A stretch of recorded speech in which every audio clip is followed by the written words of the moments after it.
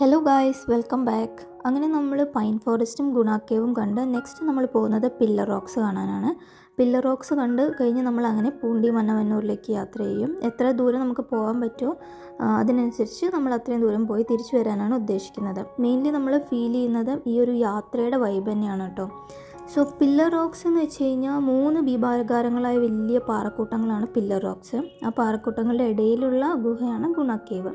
So നമ്മൾ ഗുണ cave പോയി. ഇനി നമുക്ക് പോയി കഴിഞ്ഞാൽ ഒരു വ്യൂ പോയിന്റിൽ നിന്നിട്ട് ഈ പില്ലർ റോക്സ് കാണാൻ പറ്റും. അങ്ങനെ നമ്മൾ പില്ലർ റോക്സിലെത്തി. സോ നമ്മളിവിടുന്ന് ടിക്കറ്റ് എടുത്ത് നമ്മൾ ഉള്ളിലേക്ക് പോവുകയാണ്.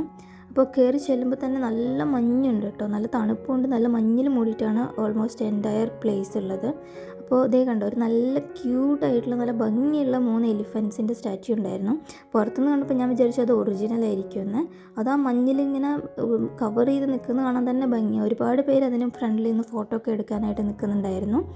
അതിൻ്റെ സൈഡിൽ തന്നെ വ്യൂ പോയിൻ്റ് ഉണ്ട്. അവിടെ നിന്ന് നോക്കിക്കഴിഞ്ഞ് കഴിഞ്ഞാൽ നമുക്ക് പില്ലർ റോക്സ് കാണാൻ പറ്റും, ആ 3 ഭീമാകാരങ്ങളായ പാറക്കൂട്ടങ്ങൾ. അപ്പോൾ മഞ്ഞിൽ ഫുൾ മൂടിയതുകൊണ്ട് നമുക്കതിൻ്റെ വീഡിയോ ഒന്നും ക്യാപ്ചർ ചെയ്തിട്ടുണ്ട്, പക്ഷെ അത് ക്ലിയർ അല്ല, നിങ്ങൾക്ക് എത്രത്തോളം മനസ്സിലാവുമെന്ന് അറിയില്ല. അതുകൊണ്ട് ഞാനിവിടെ പോസ്റ്റ് ചെയ്യുന്നില്ല. പോകുന്ന വഴിയെല്ലാം ഇതുപോലെ പതനിയും നൊങ്കും വിൽക്കാൻ വെച്ചിട്ടുണ്ടായിരുന്നു കേട്ടോ. കുറേ ആൾക്കാരെ നമ്മൾ കണ്ടു. അപ്പോൾ നമ്മൾ വിചാരിച്ചു ഈ തണുപ്പത്ത് എങ്ങനെയാണ് ഇത് കഴിക്കുക. അപ്പോൾ നമ്മൾ അതങ്ങനെ വാങ്ങാതെ വന്നു.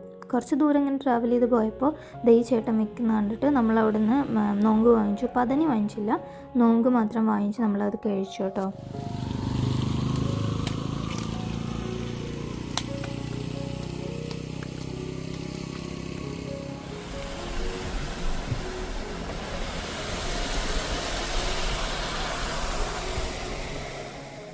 നമ്മൾ നൊങ്ക് വാങ്ങിച്ചില്ലേ, അവിടെ നിന്ന് അങ്ങോട്ട് ഫോറസ്റ്റ് ഏരിയ സ്റ്റാർട്ട് ചെയ്യാണ്. പിന്നെ നമ്മളിങ്ങനെ ഒരു മലഞ്ചെരുവിലൂടെ ഫോറസ്റ്റിൽ കൂടെയാണ് യാത്ര ചെയ്യുന്നത്. ആ യാത്ര വളരെ കിടിലായിരുന്നു. ഇതേപോലുള്ള ചെറിയ വെള്ളച്ചാട്ടങ്ങളും നിറയെ മൃഗങ്ങളെയൊക്കെ സ്പോട്ട് ചെയ്യാനായിട്ട് പറ്റും. നമുക്കങ്ങനെ പ്രത്യേകിച്ച് ഈ ആനിമൽസിനെ ഒന്നും സ്പോട്ട് ചെയ്യാൻ പറ്റിയില്ല. പക്ഷെ അവിടെ ബോർഡൊക്കെ ഉണ്ടായിരുന്നു. ആനയുടെ ബോർഡ് ഞാൻ കണ്ടില്ല, പക്ഷേ കാട്ടുപോത്തിൻ്റെയൊക്കെ ബോർഡ് ഉണ്ടായിരുന്നു. എപ്പോഴും കുരങ്ങന്മാരിങ്ങനെ ക്രോസ് ചെയ്തുകൊണ്ടിരിക്കും. അപ്പോൾ നമ്മൾ ഭയങ്കര കെയർഫുള്ളായിട്ട് വേണം വണ്ടി ഓടിക്കാൻ, ഇല്ലെങ്കിൽ ഇവരുടെയൊക്കെ കാര്യം പോക്കായിരിക്കും.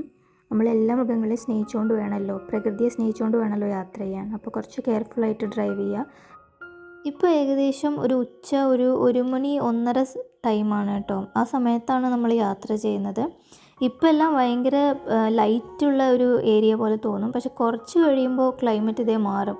നിങ്ങൾ വിചാരിക്കും ഞാൻ നിങ്ങളെ പറ്റിക്കുകയാണ് എന്നൊക്കെ വിചാരിച്ചു നിങ്ങൾ പുലർച്ചെ അല്ലെങ്കിൽ ഈവനിങ് ടൈമിലൊക്കെ യാത്ര ചെയ്യുകയാണെന്ന്. അല്ല കേട്ടോ, ഇത് കറക്റ്റ് ഉച്ചയ്ക്ക് 1:30-2 മണി ടൈമാണ്. ചില ഭാഗങ്ങൾ നമ്മൾ ചുരമൊക്കെ കയറി വരുമ്പോൾ, മലയൊക്കെ ചുറ്റി വരുമ്പോൾ ഇതുപോലെയുള്ള ക്ലൈമറ്റ് ആയിരിക്കും കേട്ടോ. ചുറ്റുള്ള ഒന്നും കാണാൻ പറ്റില്ല. ഈ യാത്ര ഒരു വല്ലാത്തൊരു എക്സ്പീരിയൻസ് ആണ്. എങ്ങനെയാണ് പറഞ്ഞറിയിക്കേണ്ടതെന്ന് അറിയില്ല. നമുക്ക് ഇവിടെ വ്യൂ പോയിൻറ്റ്സ് ഒക്കെ ഉണ്ട്, പഴനിമല വ്യൂ പോയിൻ്റൊക്കെ ഉണ്ട്. അവിടെയൊക്കെ നിന്ന് കഴിഞ്ഞാൽ ഈ മഞ്ഞും ഈ കാഴ്ചകളെല്ലാം നമുക്ക് ആസ്വദിക്കാൻ പറ്റും. ഇത് ഈ യാത്രയിലെ ഏറ്റവും മനോഹരമായ ഒരു ഭാഗമാണ്, ഏറ്റവും മനോഹരമായ ഒരു എക്സ്പീരിയൻസ് എന്ന ഒരു സ്ഥലം കൂടിയാണ്. ഇപ്പോൾ നമ്മൾ പോയിക്കൊണ്ടിരിക്കുന്നത് പൂമ്പാറൈ ഗ്രാമത്തിലേക്കാണ്. പൂമ്പാറൈ കഴിഞ്ഞിട്ടാണ് മന്നവന്നൂർ കഴിഞ്ഞിട്ടാണ് പൂണ്ടി വരുന്നത്. അപ്പോൾ ഈ പൂമ്പാറൈ എന്ന് വെച്ച് കഴിഞ്ഞാൽ അത്രയും ബ്യൂട്ടിഫുൾ ആയിട്ടുള്ള ഒരു ഗ്രാമമാണ്. എല്ലാതരം തിരക്കുകളിൽ നിന്നും മാറിയിട്ട് നീലഗിരി പശ്ചിമഘട്ടത്തിലെ കുറ്റിക്കാടുകൾക്കിടയിൽ സ്ഥിതി ചെയ്യുന്ന ഒരു ബ്യൂട്ടിഫുൾ ആയിട്ടുള്ള ഒരു ഗ്രാമമാണ് പൂമ്പാറൈ.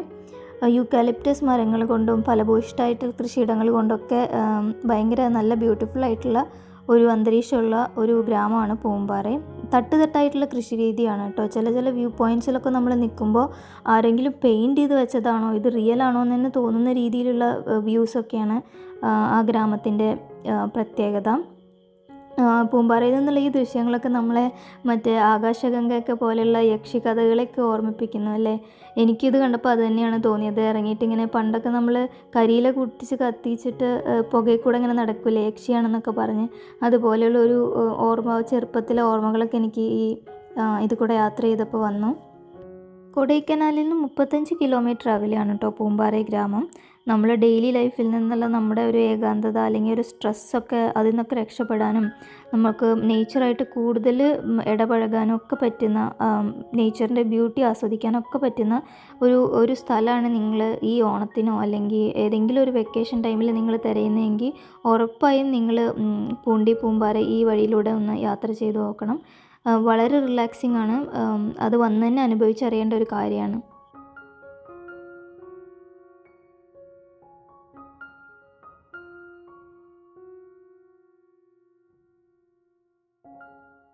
ഈ പൂമ്പാറ ഗ്രാമത്തെ വലയം ചെയ്യുന്ന കൊടുങ്കാടുകൾക്കിടയിലൂടെ നമ്മളൊക്കെ സഞ്ചരിക്കുന്നത് പലപ്പോഴും ആരും പരിവേഷണം ചെയ്യപ്പെടാത്ത ചില ഭാഗങ്ങളിലേക്കാണ് കേട്ടോ നമ്മളെ കൊണ്ടുപോവുക.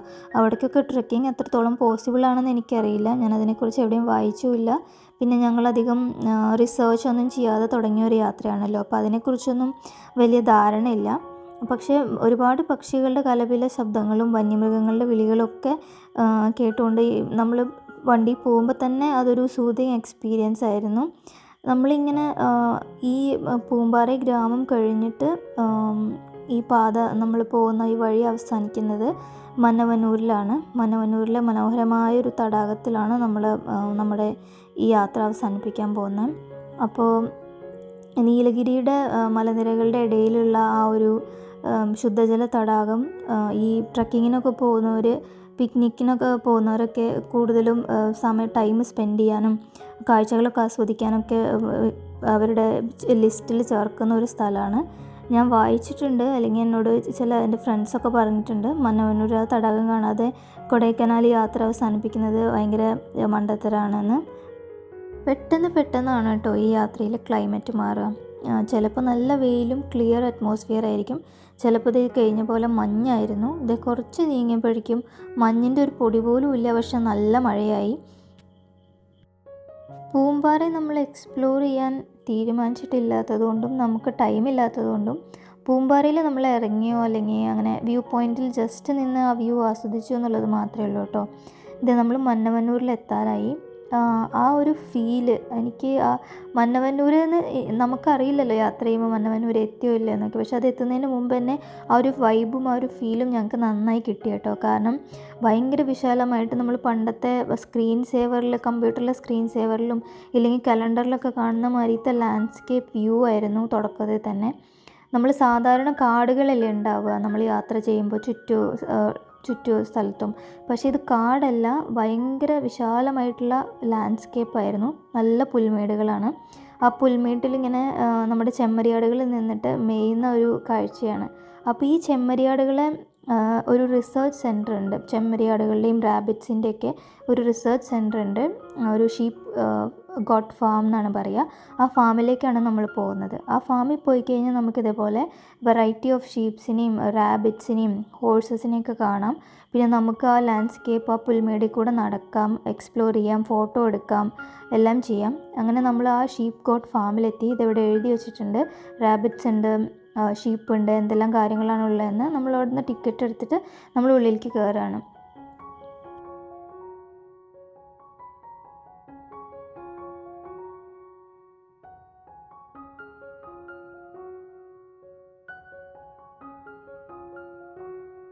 ഉള്ളിലേക്ക് ഇങ്ങനെ കയറി കഴിഞ്ഞപ്പോൾ തന്നെ ആരേ വാ എന്നുള്ളൊരു ഫീലാട്ടോ എനിക്ക് വന്നത്. എങ്ങനെയാണ് പറയേണ്ടതെന്നറിയില്ല. നമ്മൾ കണ്ണുകൊണ്ട് കാണുന്ന അത്രയും ദൂരം പുൽമേടാണ്. നമുക്ക് വേണമെങ്കിൽ ഇങ്ങനെ ഇവിടുന്ന് ഒരൊറ്റ ഓട്ടത്തിന് അങ്ങോട്ട് അക്കരയ്ക്ക് പോകാനായിട്ട് തോന്നും, അതുപോലെയാണ്. പിന്നെ സൂക്ഷിച്ച് നോക്കിക്കഴിഞ്ഞാൽ പുൽമേട്ടിലെല്ലാം ചെറിയ ചെമ്മരിയാടുകളൊക്കെ നിന്നിങ്ങനെ മേയുന്നത് കാണാം. ഇത് ഈ കാണുന്ന ഏരിയയിലൊക്കെ നമുക്ക് നടക്കാൻ പറ്റും കേട്ടോ.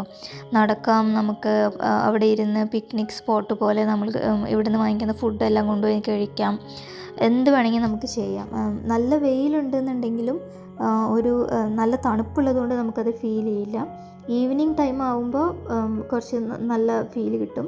പിന്നെ ഇതാണ് റിസർച്ച് സെൻറ്റർ. ഇവിടെ പല ടൈപ്പ് ഓഫ് റാബിറ്റ്സ് ഉണ്ട്. ഞങ്ങൾ ഉള്ളിൽ കയറി കണ്ടായിരുന്നു. നല്ല ഭംഗിയുള്ള ടൈപ്പ്, ഞാനൊന്നും ഇതുവരെ കാണാത്ത തരത്തിലുള്ള ടൈപ്സ് ഓഫ് റാബിറ്റ്സിനെ കണ്ടു.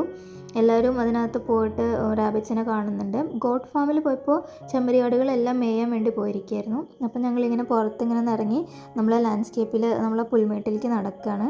ഇവിടെ എല്ലാം ഒത്തിരി ഫാമിലീസ് വരുന്ന ഒരു സ്ഥലം തന്നെയാണ് കേട്ടോ. ഫാമിലിയായിട്ട് വരാൻ ഉദ്ദേശിക്കുന്നവർക്കും ഭയങ്കര നല്ലൊരു പ്ലേസാണത്. എല്ലാവർക്കും വന്നു കഴിഞ്ഞ് സംസാരിക്കാനും കളിക്കാനും ടൈം സ്പെൻഡ് ചെയ്യാനും എല്ലാത്തിനും പറ്റിയ ഒരു ഏരിയ ആണിത്. കൊച്ചു കുട്ടികളെയൊക്കെ കൊണ്ടുവന്ന് ഒട്ടും പേടിയില്ലാതെ തന്നെ അവരെ നമുക്ക് ഇതിൽ കൂടെ വിടാവുന്നതാണ്. അവർക്കെല്ലാം ഇതിൽ കൂടെ ഓടി നടന്ന് പ്രകൃതിയൊക്കെ ആസ്വദിക്കേണ്ട അവരും. നല്ലൊരു സ്പോട്ട് തന്നെയാണ് കേട്ടോ. ഒട്ടും പേടിക്കാനില്ല. നമുക്ക് നോക്കിക്കഴിഞ്ഞാൽ അവരെവിടെയാണ് പോകുന്നത് കാണാനും പറ്റും. അവർക്ക് അവരുടേതായ ഒരു ഫ്രീഡം എൻജോയ് ചെയ്യാനും പറ്റും.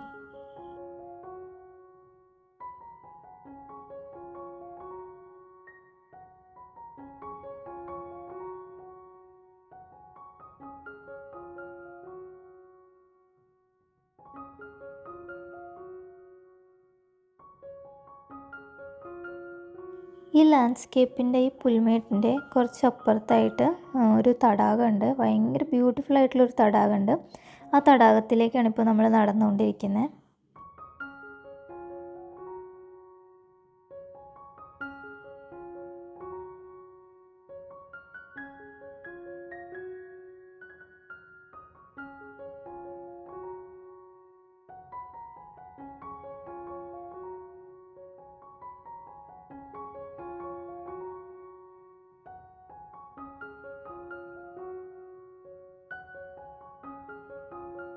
ഭയങ്കര ഭംഗിയുള്ളൊരു തടാകമാണ് കേട്ടോ, മഞ്ഞിൽ മൂടിയിട്ട്. നമുക്കിതിൽ അതിൻ്റെ കളറ് മനസ്സിലാവാഞ്ഞിട്ടാണ്. ഒരു ടോക്കോയിസ് കളറാണ് വെള്ളത്തിന്. നമ്മുടെ വേറെ കൺട്രീസിലെ ബീച്ചൊക്കെ ഇല്ലേ, അതേപോലത്തെ ഒരു കളർ വെള്ളമാണ്. നമ്മൾ അത് കണ്ടുകൊണ്ടിരിക്കുന്നതിനിടയ്ക്ക് ഇവിടെ ഒരാൾ കിടന്ന് കാട്ടുന്ന നോക്കിയാൽ ഇതിവിടുത്തെ ഒരു പട്ടിക്കുട്ടിയാണെന്ന് തോന്നുന്നു. എല്ലാവരുടെയും പിന്നാലെ ഇങ്ങനെ ഓടി എല്ലാവരുമായിട്ട് കളിച്ച് മിങ്കിൾ ചെയ്ത് നടക്കുന്ന ഒരു പട്ടിക്കുട്ടിയായിരുന്നു. ആശാനിങ്ങനെ പുറം ചൊറിയാണ് പുല്ലിൽ കിടന്നുകൊണ്ട്. അപ്പോൾ നമ്മൾ വീണ്ടും ലേക്കിൽ അടുത്തേക്ക് പോവുകയാണ്. ശരിക്കും പറഞ്ഞാൽ ഒരു ചിത്രം വരച്ച് വെച്ച പോലെയാട്ടോ ആ മലനിരകൾക്കിടയിൽ, ഇത്രയും പുൽമേടുകൾക്കിടയിൽ ആ ഒരു തടാകത്തെ കാണുന്നത്.